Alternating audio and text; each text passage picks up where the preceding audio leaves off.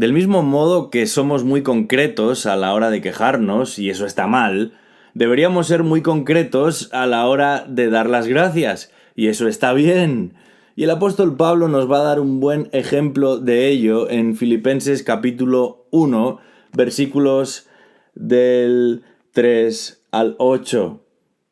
En particular, y en este momento vamos a estar meditando en los versículos 7 y 8. Dice así la palabra de Dios en esta serie de agradecimientos que el apóstol envía a los hermanos en Filipos. Es justo que yo sienta esto acerca de todos vosotros, porque os llevo en el corazón, pues tanto en mis prisiones como en la defensa y confirmación del Evangelio, todos vosotros sois participantes conmigo de la gracia, porque Dios me es testigo de cuánto os añoro a todos con el entrañable amor de Cristo Jesús. Pablo no necesitó de ninguna fecha señalada para acordarse de dar gracias a Dios, en particular por los filipenses, en particular por tres aspectos en concreto. Tres aspectos que realmente convertían a esa iglesia en todo un ejemplo a imitar, en una congregación ejemplar, no perfecta, pero sí ejemplar. Y hace unas semanas estuvimos observando los versículos del 3 al 5 y ahí veíamos cómo el apóstol daba gracias a Dios por su comunión en el Evangelio. Y la vez pasada meditábamos en el versículo 6 y en este caso Pablo daba gracias a Dios por su crecimiento en el Evangelio, por su avanzar, por su progresar en el Evangelio. Uno que comenzó un día por la gracia de Dios y terminará en gloria también por la gracia de Dios. Y en este momento, con la ayuda del Señor, nos detendremos en el tercer aspecto por el que Pablo da gracias a Dios por esta iglesia en Filipos y que hace también de esta iglesia una iglesia a imitar, y no es otra cosa que su compromiso con el Evangelio. Todo esto está recogido en los versículos 7 y 8 de Filipenses capítulo 1. Y el versículo 7 de esta porción de la Escritura comienza literalmente de esta manera: es justo que piense esto de vosotros. Y algunas versiones lo traducen como que sienta esto de vosotros, pero el apóstol no está hablando simplemente de cómo se siente.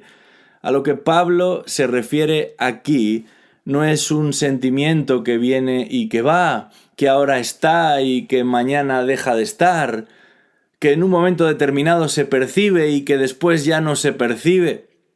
El verbo que el apóstol utiliza tiene que ver con llegar a una conclusión a la que se llega no impulsivamente, sino como resultado de haber meditado al respecto, de haber valorado los hechos. Nos damos cuenta que es mucho más que un sentimiento. Pablo ha pensado seriamente acerca de esto y en este caso particular acerca de la implicación de los filipenses en el ministerio de Pablo, de cómo de comprometidos están los filipenses en el ministerio de Pablo, y el apóstol llega a una conclusión muy rotunda. Dice de ellos que son participantes de la gracia. Qué hermosa expresión esta, son participantes de la gracia. Y además puntualiza que no es que haya algunos o unos cuantos, sino que todos vosotros, dice el texto, sois participantes de la gracia. Y el lenguaje es enfático. El apóstol quiere resaltar que la participación, que la implicación en la obra del Señor de parte de esta iglesia está siendo una realidad en todos ellos.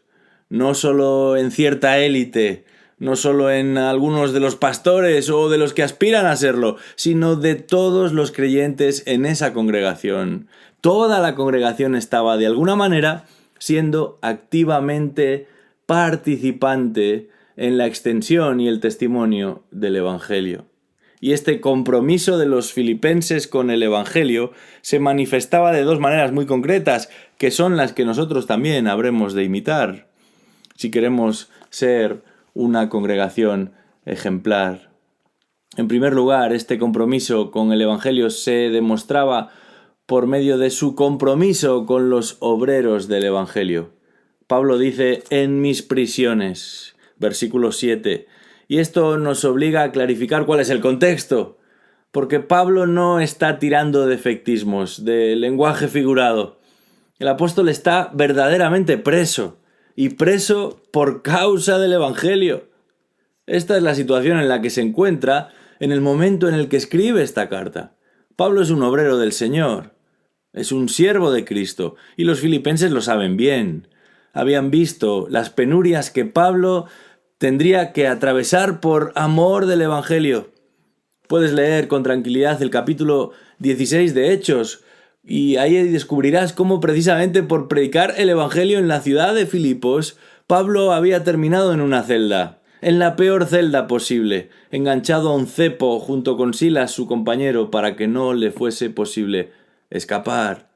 Los filipenses sabían de la abnegada labor de Pablo, pero no se limitaron a comentarlo entre ellos, ni se quedaron en meras palabras o deseos para Pablo, ni siquiera con oraciones, lo cual hubiera sido maravilloso, sino que sellaron su compromiso con Pablo de manera muy práctica. Participaron del Evangelio junto con Pablo, estuvieron comprometidos con el Evangelio a través de Pablo de una manera muy concreta.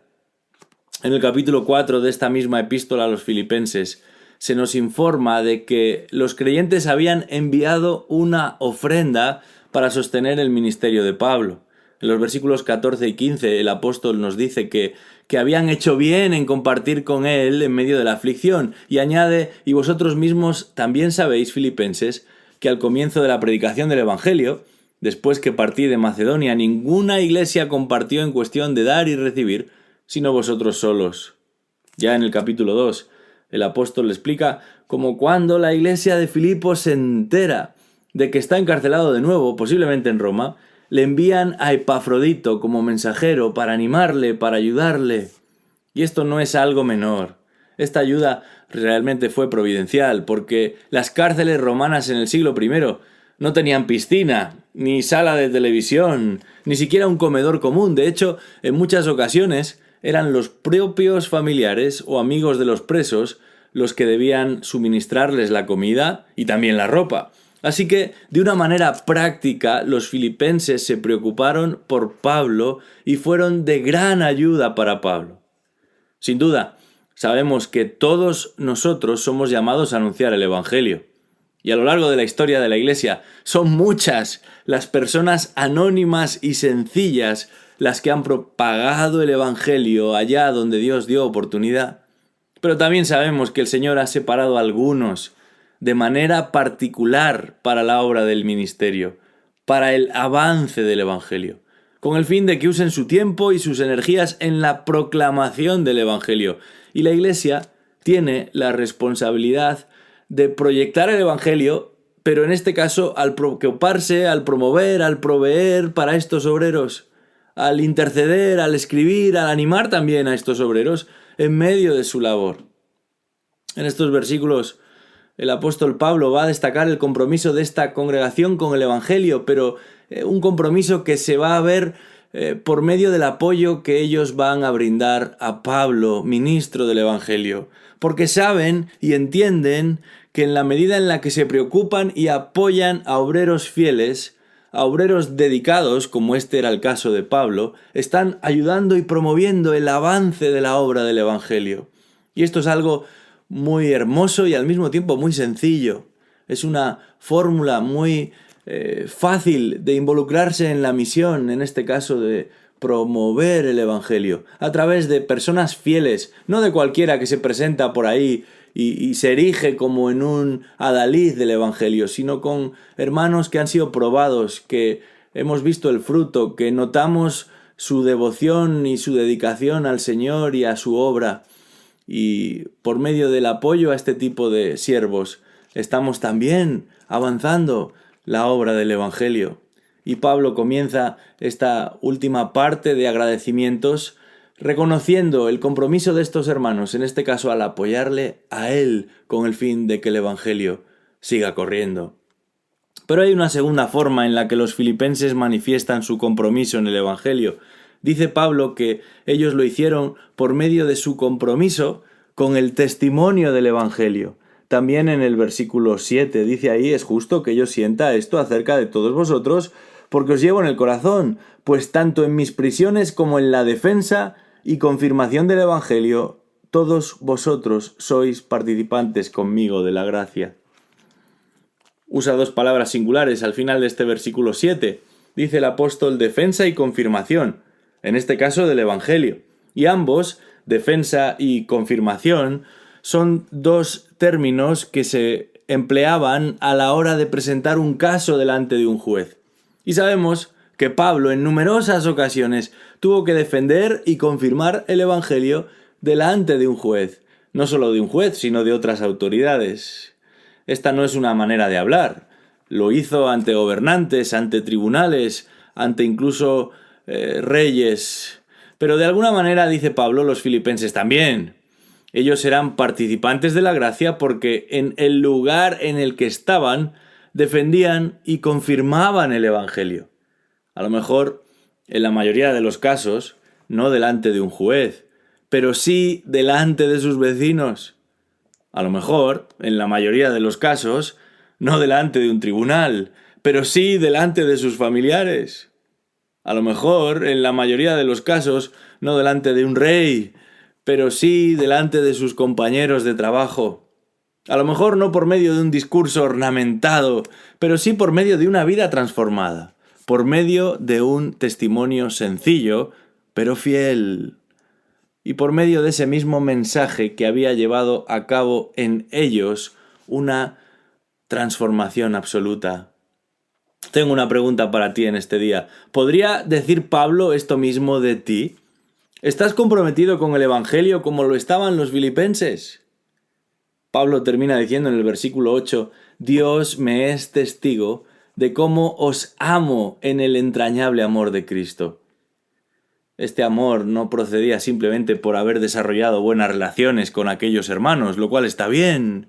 No era resultado de que se caían bien mutuamente, lo cual es maravilloso. O simplemente porque recibía apoyo económico de su parte, lo cual resultaba útil. Pablo los amaba y daba gracias a Dios por ellos, pero particularmente por tres aspectos: por su comunión en el Evangelio, por su crecimiento en el Evangelio y, como hemos estado viendo brevemente aquí, por su compromiso con el Evangelio. Todos ellos frutos evidentes, frutos concluyentes de que el Espíritu Santo estaba obrando en esta congregación.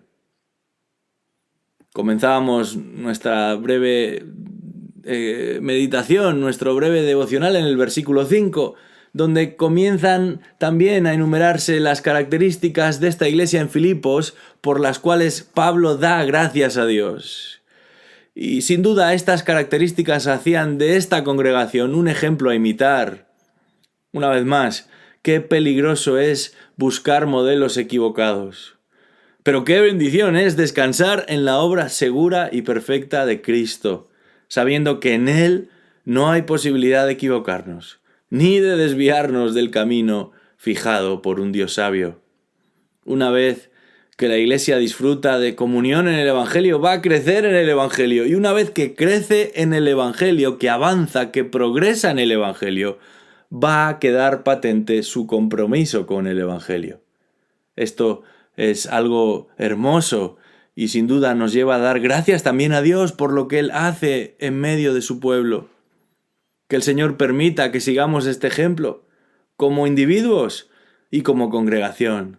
No buscando la aprobación de los hombres, no buscando modelos de hombres, sino anhelando e imitando aquello en lo que Dios mismo se agrada y en lo que repercute en su gloria, en este caso, con el avance y la extensión del Evangelio. Vamos a orar, vamos a dar gracias a Dios por ello. Señor, qué bendición es comprobar cómo tú obras en medio de estos individuos que han llegado a salvación y que están progresando, avanzando, y que Pablo puede decir de ellos que realmente disfrutan de una comunión genuina en el Evangelio, de un crecimiento verdadero en el Evangelio y también de una consagración, de un compromiso con el Evangelio. ¿Cuáles serán mejores atributos que estos para establecer un fundamento en una iglesia local?